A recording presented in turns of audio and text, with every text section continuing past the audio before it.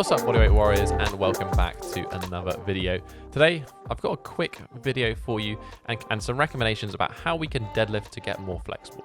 Now, I think a lot of us want to get more flexible. Flexibility development is great, but it's not all about stretching. Strength training, lifting weights, doing lots of these things actually is flexibility training to some extent and some application. But we can bias this more towards flexibility training by making some tweaks and making some different focuses to get the most out of it. At the end of the day, this all adheres to the SAID principle, specific adaptation to imposed demand. Doing Romanian deadlifts will get your hamstrings more flexible and also stronger. Fantastic drill. But today I want to share with you 3 variations that I personally use with students, with clients, that I've found to be the most effective. Not necessarily new, not necessarily different, no variations for the sake of variations. These are just the ones that I find work well. We're going to go through a few different options based on sort of having little to no equipment, and then also just if you have normal equipment in a gym as well. So let's jump into that one.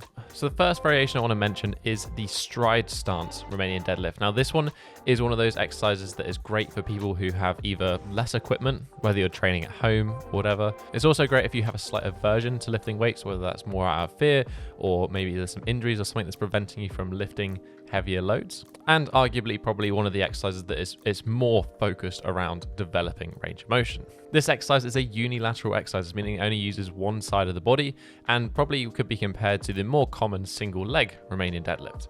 The reason I prefer this stride stance one is because we're able to set ourselves into a more stable foundation. This is a good thing because when we're training flexibility, part of developing flexibility is about convincing our body is not going to die in a position. More stability oftentimes is actually better in these instances. Also, because it's a unilateral exercise, we can use less load, which is why I mentioned it in respect to those maybe training at home or less equipment. You can get a reasonable stimulus for that posterior chain and hamstring development with stuff you can just find around the house. The setup for this one, you're really looking to have around half a step in length between the front and the back foot. You're going to be on the balls of the feet of that back leg. Then from here, we want to think about good Romanian deadlift form, pushing the hips backwards, hinging at the torso, keeping a mostly neutral spine. You can have some rounding, especially in that lower position. I prefer this one loaded at a higher rep range, think sort of 8 to 15 repetitions per side.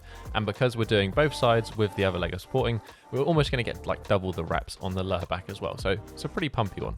A special mention with this one as well for those of you who really have no equipment, and that is going to be using a band for this exercise. We're going to do a stride stance banded good morning. So again, good morning is not the same as Romanian deadlift, but the pattern is very, very similar and the result is equally as similar. This one works really nicely if you're at home and you have literally nothing. You can still get a pretty good stimulus, the posterior chain, but also specifically for this sort of like developing range of motion aspect. Also talking about the use of weightlifting to develop flexibility, I will mention that there is a program in my app called Iron Strength, which is a mix of developing both weighted calisthenics and also weighted leg training, but with the emphasis on developing flexibility in conjunction. So this video, the recommendations here very much fit into that program if you want to check it out. Next up, we have the step on from this for those who have sort of done RDLs in the past, and that would be a deficit RDL. So basically, if we want to create more range of motion, the best way to do that is to perform an exercise through more range of motion. Super simple. When performing a normal RDL, we're going to be limited by the distance the bar can travel, and usually that's going to be restricted by the plates hitting the floor. Elevating the feet kind of gets rid of this problem. It's a very simple solution, but because it's so simple, I wanted to kind of give you some insight as to why and how to apply this a little bit better. Firstly, we can do this in a way that's more targeted as opposed to just elevating the legs. Targets are a really important aspect of flexibility training if you want to get the most out of it. So what we can think about doing here is elevating the feet to a level where we can just about not touch the plates to the ground. This provides us with a target and a focal point when we're doing these RDLs to really try and touch that bottom position so we know we're getting a consistent depth and a consistent range of motion.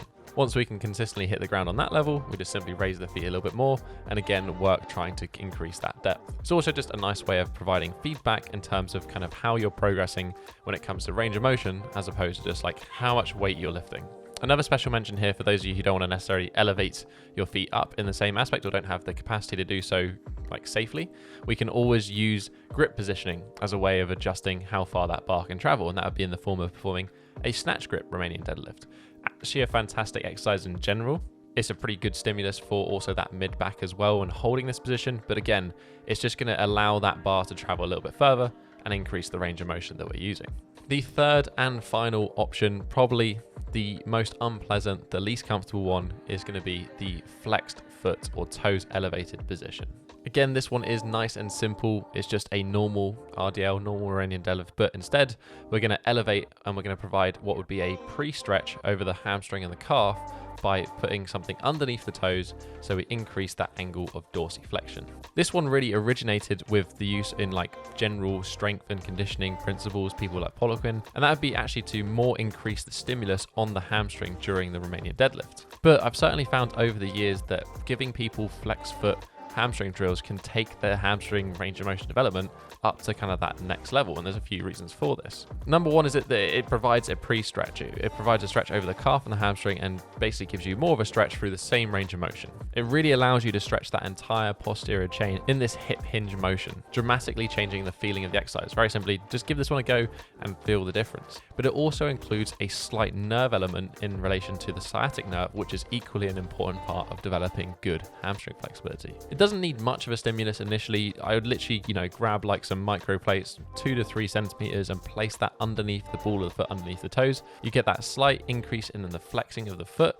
Give this a go, and then obviously if you want to make this harder, you would simply make that angle more by either raising the toes more, or potentially if you have one, using a slant board, an angled board, to perform this exercise. Very simply, this is just not a particularly fun position to be in, but part of getting more flexible and developing flexibility is actually that ability to tolerate that stretch feeling. And that's basically the 3 variations that I think are going to kind of give you the best bang for your buck here. Maybe not all of them are new, not all of them are original by any means, but these are the ones that I've found to kind of work well. Maybe it's worth mentioning that all of these can kind of be combined together. So if you really wanted to, you could do like a stride stance, deficit, flex foot, Romanian deadlift. Actually a pretty effective exercise if you want to develop hamstring flexibility, or kind of mixing and matching of the two, or various other bits and bits. As always, this is just my opinion and the things that I use, so I'd like to pass this one over to you. Is there a particular weightlifting exercise for the hamstrings that you like? I think a good morning would be another example, but there's definitely a few others out there.